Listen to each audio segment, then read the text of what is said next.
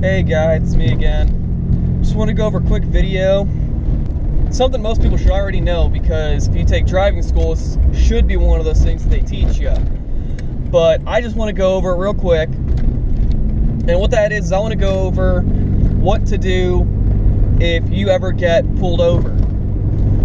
So, let's say you're late for work and you're not paying attention to your speed, you're paying more attention to the clock, trying to make sure you get there on time, and you're speeding, or you roll a stop sign or something, whatever it is, and a cop sees you do that. He gets behind you, flips his lights on, and indicates for you to pull over. Well, the first thing you're going to want to do is obviously try to pull off to the right side of the road if possible. I know there are rare occasions where that's not possible, but if possible, you're going to want to pull over to the right side of the road. The next thing you're going to want to do is you're going to want to put your car in park.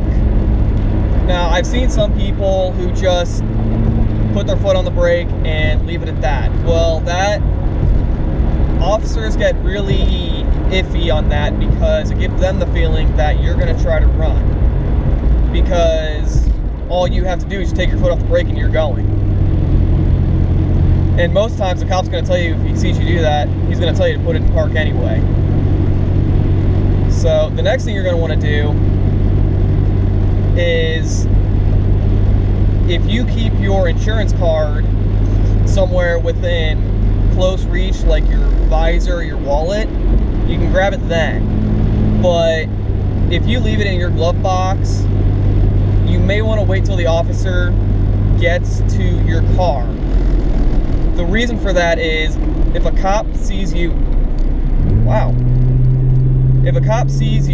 reaching across the vehicle, he may think that you might be going for a weapon.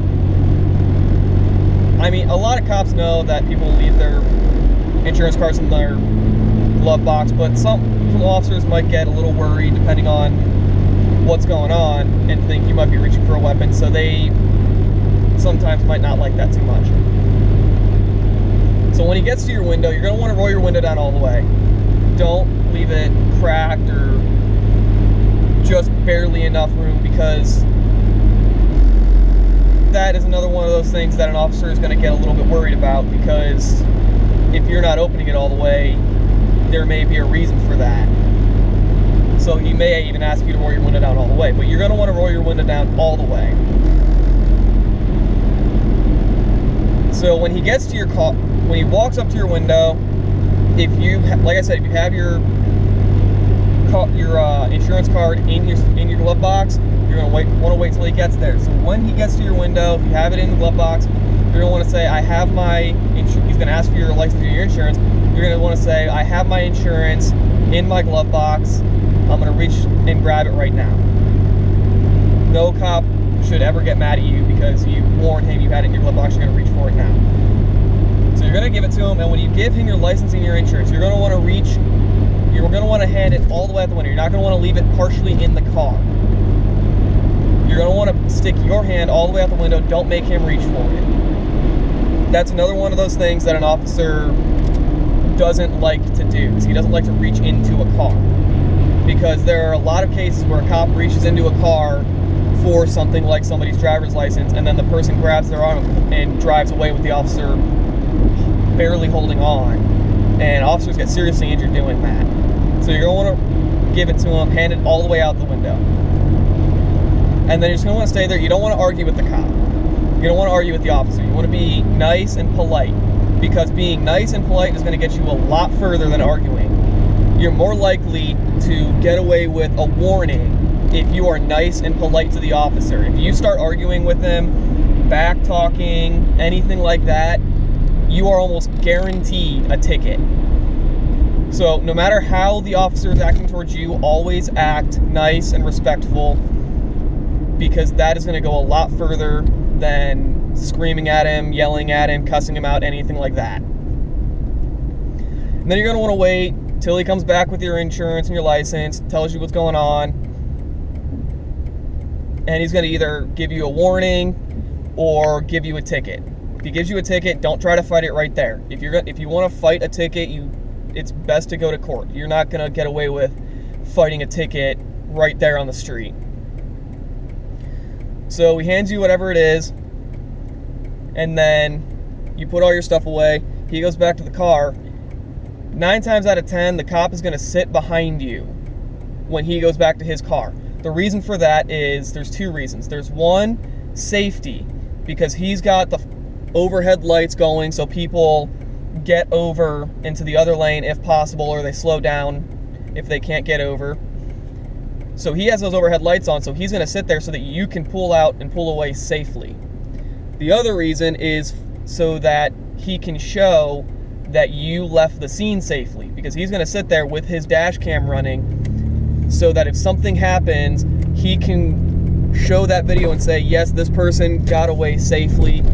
They didn't get into an accident while I was sitting there. Now, with all that said, there's one other step to go through. If you are a person, if you live in a state that allows concealed carry, most states, some states, not all, require that you inform the officer that you have a concealed carry.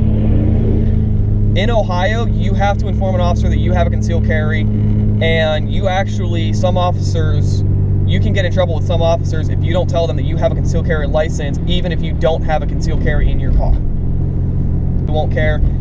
And most police departments have it set in their cruisers that when they run your plate, that it pops up with a warning saying this person has a concealed carry license. Now, if you're in something like a rental car or you're using a friend's car, that's not going to pop up. But if you do have a concealed carry, you do want to inform the officer the minute before he even says anything. You want to say, hey, officer, I just want to inform you that I do have a concealed carry. And then you hand him your license, your insurance, but you also need to hand him your concealed carry card if your state requires that you have to have a permit for a concealed carry. So you want to hand him your concealed carry license too. And you don't want your hands going anywhere near your firearm if you have one. And most officers are going to ask you where you have your firearm. So you're going to say, oh, I have it on my hip, or I have it in my glove box, or whatever. And you're not going to want your hands to go near that. Best thing you can do is leave both hands on the steering wheel, or one hand on the steering wheel, one hand outside the window. That's the best thing you can do. And then after that, everything is the same. So that's all I wanted to go over. I hope it was informative. Actually, I take that back. I hope it was not informative, because most of you should have learned all of this in driving school. And if you have concealed carries, you should have learned this in your carry class. So honestly, I hope this was not informative. But for those of you that may not have taken a driving class, just wait until you were 18, then I hope it was informative. Or if your driving instructors didn't go over this kind of thing, again, I hope it was informative. If you liked the video, please give me the thumbs up, hit the subscribe button, leave me a comment, and I will talk to you guys in the next video.